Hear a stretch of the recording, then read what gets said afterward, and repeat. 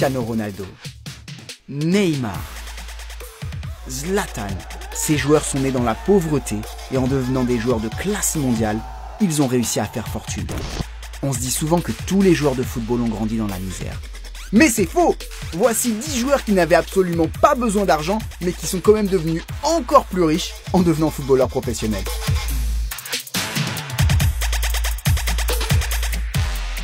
Numéro 1, Kaká. Ricardo Kaká est l'une des rares stars brésiliennes à ne pas venir d'une favela.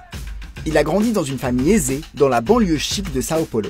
Son père était ingénieur et sa mère enseignante. Il a rejoint le centre de formation de Sao Paulo dès l'âge de 8 ans. Le début d'une superbe carrière qui l'a notamment emmené au Milan AC où il était un monstre. Bon, il a aussi joué au Real Madrid, mais on va vite oublier ce moment embarrassant. Numéro 2, Faik Bolkiah. Son nom ne vous dit rien?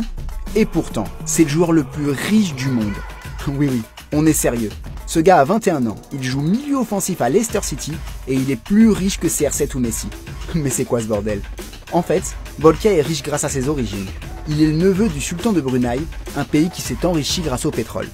La fortune du sultan est estimée à 17 milliards de dollars. Forcément, avoir un oncle qui pèse autant, ça aide un petit peu. Bolkiah n'a encore jamais joué avec Leicester, mais il a déjà été capitaine de la sélection de Brunei. Numéro 3, Andrea Pirlo. Vous avez toujours pensé qu'Andrea Pirlo avait une classe incroyable sur et en dehors des terrains? Eh bien, c'est loin d'être un hasard. La légende du Milan AC est issue d'une famille aisée et industrielle du nord de l'Italie. Son père est un riche entrepreneur, alors que ses grands-parents produisaient du vin. Des origines aussi raffinées que son pied droit, sa première touche de balle et son gelon. Numéro 4, Mario Balotelli. Mario Balotelli est un fou, il n'y a même pas de débat. Il a allumé des feux d'artifice dans sa salle de bain, il a lancé des fléchettes sur des jeunes du centre de formation, il a payé le gérant d'un bar pour qu'il se jette dans l'eau avec sa Vespa. Bref, vous connaissez ces histoires. Mais ce que vous savez peut-être moins, c'est que Balotelli était riche avant même de devenir professionnel. Il vivait dans une très grande maison lorsqu'il était enfant. Né de parents ghanéens, il a été élevé par des parents italiens, les Balotelli, une famille riche du nord de l'Italie. Numéro 5, Hugo Lloris. Il est champion du monde, il est l'un des meilleurs gardiens de la planète et il a toujours été riche. Hugo Lloris est né dans une famille très aisée du sud de la France. Sa mère était avocate et son père directeur d'une banque. Dans ses jeunes années, Hugo Lloris se dirigeait plutôt vers le tennis de haut niveau, ce qui explique peut-être son aisance avec les mains aujourd'hui.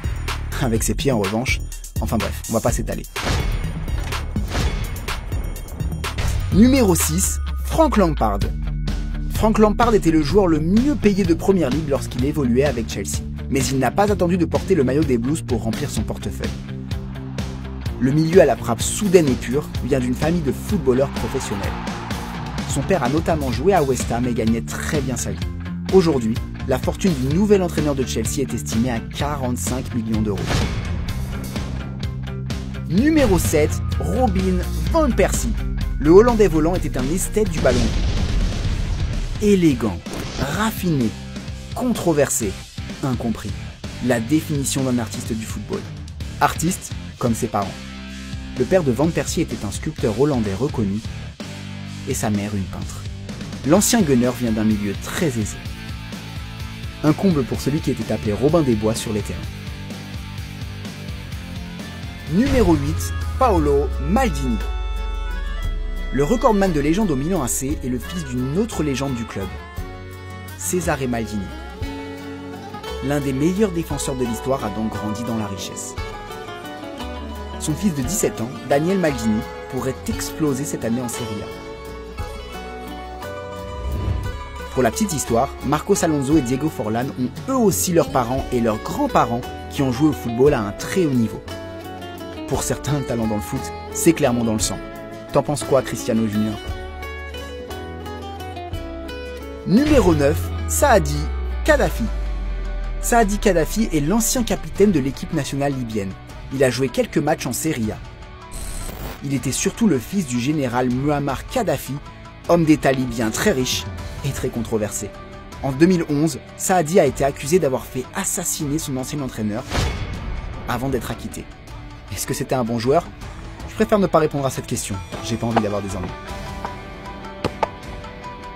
Numéro 10, Gérard Piqué. Gérard Piqué est l'un des footballeurs les plus intelligents et influents au monde. Il a un QI de 140 et a été accepté à l'université d'Harvard. Véritable businessman, il est en train de se construire un empire à coups d'investissements brillants. Fils d'un riche businessman et de la directrice du plus grand hôpital de Barcelone, il est né dans la richesse et il est aujourd'hui l'un des footballeurs les plus riches du monde. Selon certaines revues spécialisées, ses revenus s'élèvent aujourd'hui à 50 millions d'euros par an. Voilà donc 10 footballeurs qui étaient riches bien avant d'être footballeurs professionnels, mais nous aurions aussi pu citer Mario Götze, Shaun Wright-Phillips, Mido, Kasper Schmeichel ou Gianluca Vialli, le fils d'un riche industriel qui a grandi dans un château italien du XVe siècle, un château de 60 pièces. Ce qui est rassurant au moins, c'est qu'on sait que ces gars ne jouent pas du tout pour l'argent, mais plutôt pour l'amour du jeu. Qui est votre joueur préféré dans cette liste ?